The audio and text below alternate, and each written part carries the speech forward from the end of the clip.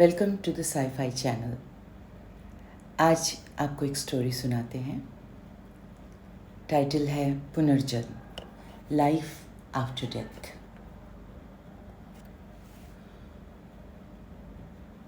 मुझे दुर्घटनाएं बिल्कुल पसंद नहीं। अच्छा खासा आदमी अपने घर से अच्छा सा सूट टाई डेनिम पहनकर सेंट लगाकर खुशी खुशी तैयार होता है। दिन भर करने वाले कामों की टू डू लिस्ट पूरा करने के लिए उत्साह से भरा हुआ ऑफिस के लिए बीवी बच्चों को बाय कहकर निकलता है। एक अच्छी शाम बिताने का वादा करता है और रास्ते में तुम अपने घर लौट रहे थे जब तुम मरे। वो एक कार एक्सीडेंट था, एक छोटा सा हादसा था पर जानलेवा। और तब तुम मुझसे मिले। वो एक पीड़ा रहित आसान मौत थी।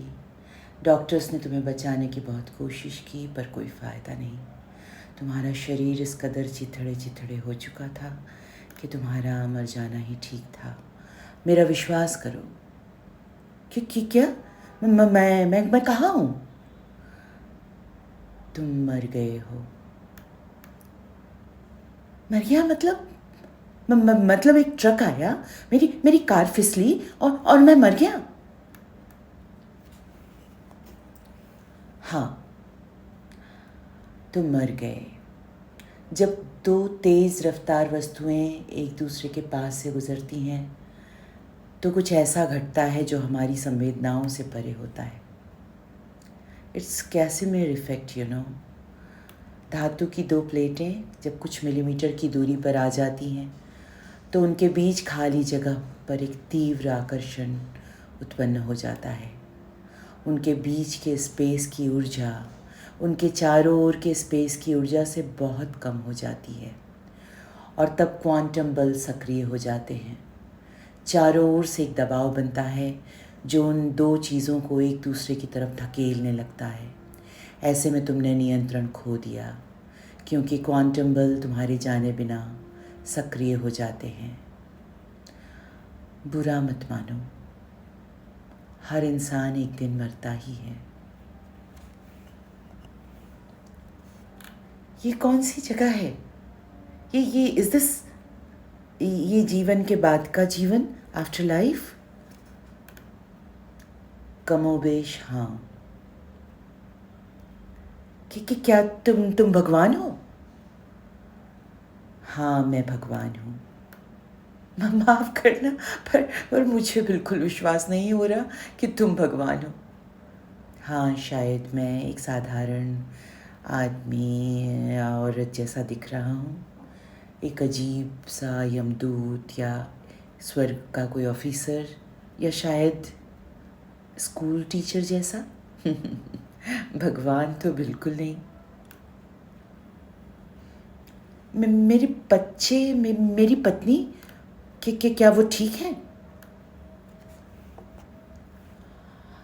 तुम अपने पीछे पत्नी और 3 बच्चे छोड़ गए थे। तुम मर चुके हो पर तुम्हारी पहली चिंता अब भी तुम्हारे परिवार के लिए है।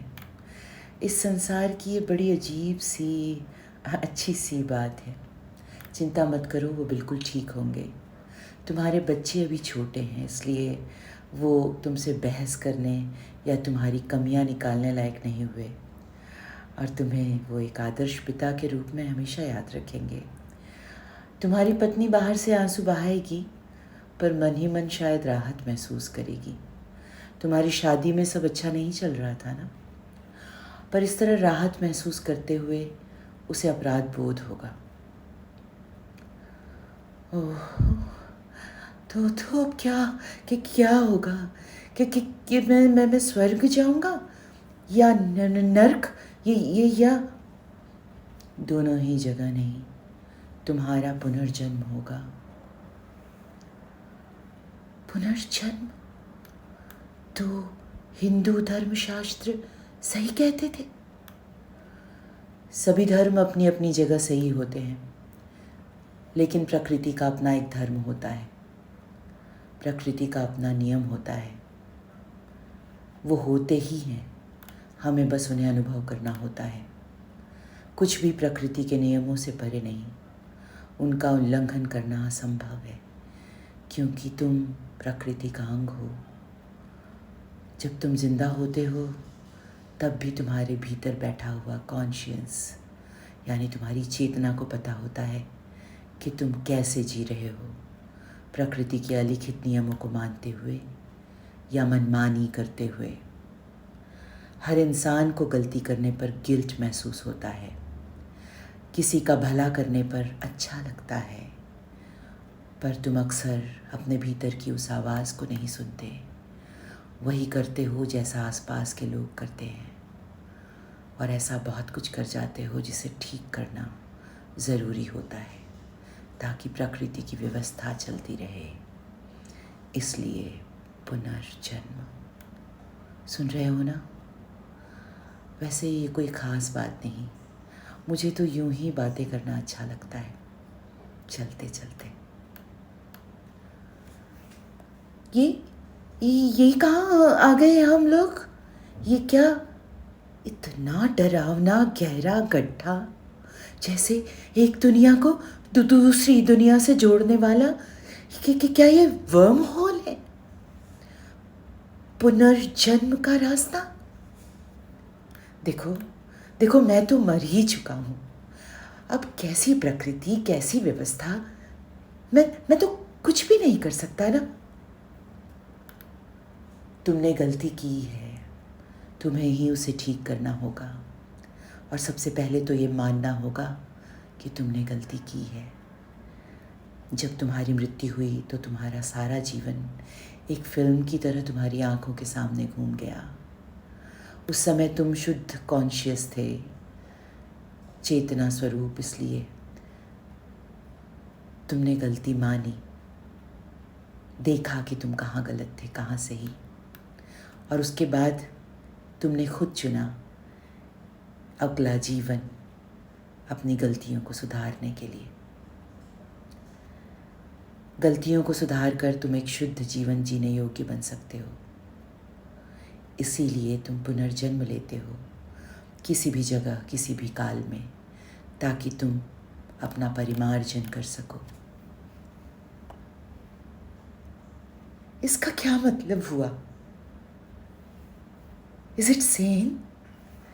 मेरा पुनर्जन्म होगा तो मैं एक खाली स्लेट की तरह होऊंगा ना, मेरे दिमाग में कुछ नहीं होगा। मैं तो एक शिशु होऊंगा ना। पिछली जिंदगी के मेरे अनुभव, मैंने जो भी किया, उसका क्या मतलब होगा? नहीं, ऐसा नहीं। तुम्हारे भीतर तुम्हारे पिछले जन्मों का सारा अनुभव, सारा ज्ञान होगा, बस वो तुम्हें याद नहीं होगा। सुनो, तुम शुद्ध बुद्ध आत्मा हो। तुम्हारी आत्मा बहुत ज़्यादा खूबसूरत है, बहुत शानदार, अनंत शक्तिशाली, असीमित। तुम जितना सोच सकते हो उससे बहुत आगे। तुम्हारा मस्तिष्क तुम्हारे पूरे अस्तित्व का छोटा सा हिस्सा है। उसकी सोच तुम्हारे अनंत स्वरूप की कल्पना नहीं कर सकती। तुम एक ग्लास में उंगलियों का छोटा सा हिस्सा डुबाकर ये जानने की कोशिश करते हो कि ग्लास में रखा पानी गर्म है या ठंडा। उस बर्तन से जब तुम उंगलियां बाहर निकालते हो तो तुम्हारे पास उस बर्तन में रखे पानी का सारा अनुभव होता है। इसी तरह तुम्हारे पिछले जीवन का सारा अनुभव जो तुम्हें स्वीकार है, वो तुम्हारे संस्कार की तरह तुम्हारे साथ होती हैं। तुम्हारी प्रवृत्तियां होती हैं, इंस्टिंक्ट्स, जिनके साथ तुम अगले जीवन की यात्रा करते हो। वही इंस्टिंक्ट्स हमें सही या गलत करने के लिए उकसाते हैं, तीव्र इच्छा बनकर। अगर तुम उन इच्छाओं के हाथ की कठपुतली बन गए तो उनके इशारों पर चलोगे, सही और गलत का फर्क नहीं समझ पाओगे। पर तुम एक सचेतन जीव हो, महज जानवर नहीं। तुम्हारी चेतना जानती है क्या गलत और क्या सही। वो तुमको सही की ओर ले जाने का प्रयास करती है। सिर्फ तुम्हें अपनी चेतना के प्रकाश को फॉलो करना चाहिए। तुम बदल सकते हो, जब तुम मरे तो मनुष्य के शरीर में तुम सिर्फ 48 साल से थे। तुमने कभी अपनी आत्मा को जानने की कोशिश नहीं की, अपनी अनंत चेतना को महसूस नहीं किया। तो मैंने कितनी बार पुनर्जन्म लिया? बहुत बार, बहुत बहुत बार अलग अलग जिंदगियां जी है तुमने। और इस बार तुम एक गरीब लड़की बनोगे 500 AD में। क्योंकि क्या क्या कह रहे हो? तुम मुझे पास्ट में भेज रहे हो? Past tense? हाँ, तकनीकी रूप से भूतकाल। देखो, समय जैसा तुम जानते हो वैसा केवल तुम्हारी पृथ्वी पर प्रतीत होता है। जहाँ से मैं आता हूँ वहाँ समय बस एक है, प्रेजेंट।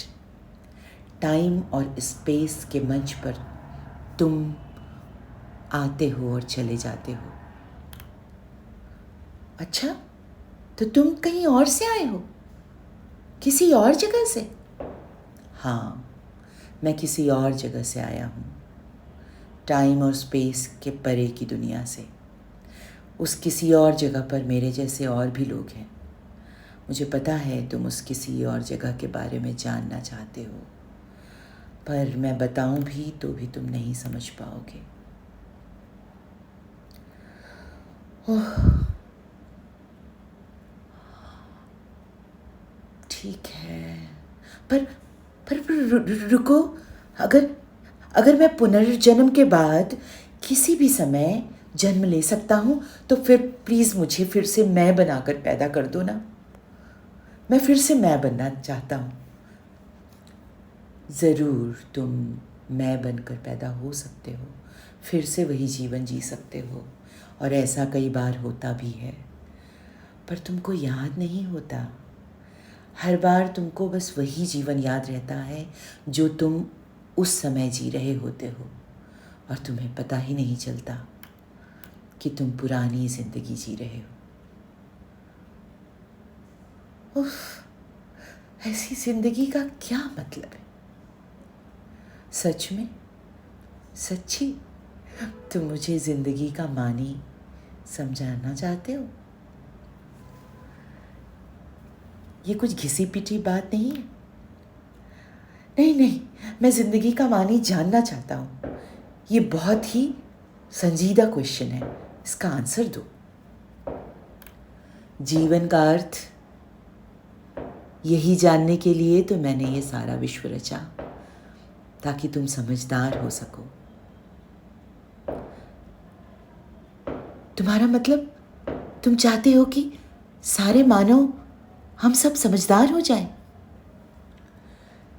सारे मानव नहीं, बस तुम। मैंने तुम्हारे लिए ये सृष्टि रची है। हर नए जन्म के साथ तुम परफेक्शन की तरफ बढ़ते हो, ज़्यादा समझदार होते हो, ज़्यादा बुद्धिमान होते हो। समझदार यानी मेरे पास इतनी डिग्रियां हैं, इतने ऊंची ऊंचे पदों पर मैंने काम किया है। मैं बहुत सारे पैसे कमाना जानता हूँ। क्या क्या ये सब मैं बिना समझदार हुए कर सकता था? अच्छा बताओ, इतनी सारी उपलब्धियों के साथ, बड़ा पैकेज, बड़ा घर, बड़ी गाड़ी, क्या तुम खुश थे? क्या तुम्हारे घर पर सब ठीक था? क्या तुम्हारे प्लैनेट पर सब ठीक था? नहीं था, पर मेरी समझदारी से उनका क्या संबंध? मैं तो अपनी ज़िंदगी अच्छे से जी रहा था। समझदारी मेरे लिए क्यों ज़रूरी है? बाकी लोगों का क्या? बाकी कोई नहीं है इस सृष्टि में, बस मैं और तुम, बस दो हैं। क्या बात कर रहे हो? पृथ्वी पर इतने सारे लोग हैं। सारे लोग? सारे लोग नहीं, सब तुम ही हो, तुम्हारे ही अलग अलग पुनर्जन्म। हर्टले हॉपकिंस की मल्टीवर्स थियरी पढ़ ली होगी ना तुमने? स्ट्रिंग थियरी में समझाया था ना, बिग बैंग ने एक नहीं, दो नहीं, मल्टीवर्स उत्पन्न किए।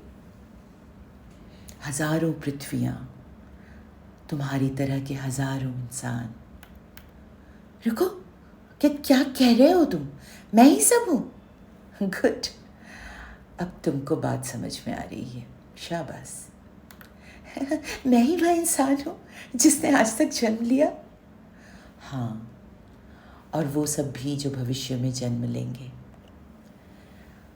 मैं अब्राहम लिंकन हूँ। हाँ, तुम ही गांधी भी हो। मैं हिटलर भी हूँ।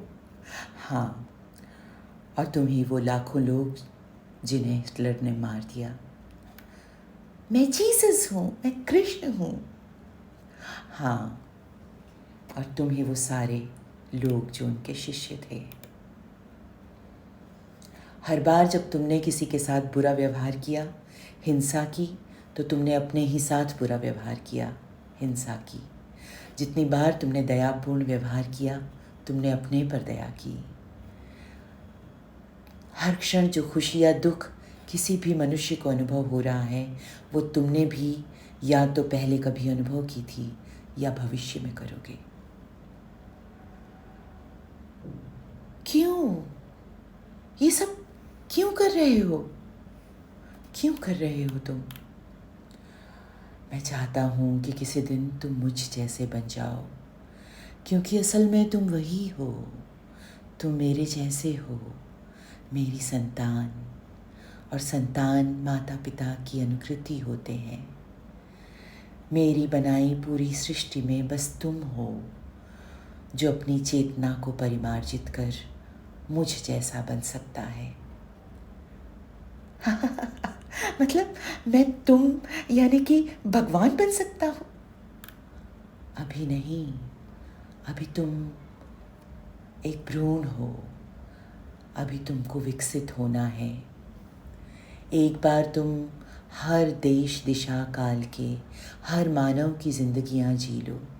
हजारों साल, हजारों जीवन जी लेने के बाद, सारे अच्छे बुरे अनुभवों से गुजरने के बाद तुम पूरे परफेक्ट हो जाओगे, पूर्ण विकसित। यानी ये पूरी सृष्टि सिर्फ एक भ्रूण है जो खुद विकसित होती है और हर किसी को विकास का अवसर देती है। कॉम्प्लीमेंट्री है। There is no struggle for survival. Everyone is complementary to each other. हम सब, ये पूरा यूनिवर्स हम सबको एक परफेक्ट ह्यूमन बीइंग बनाने के लिए काम कर रहा है, हमें बेहतर बनाने के लिए अवसर दे रहा है। इसलिए चलो, तैयार हो जाओ, अब तुम्हारे पुनर्जन्म का समय हो चुका। Good bye.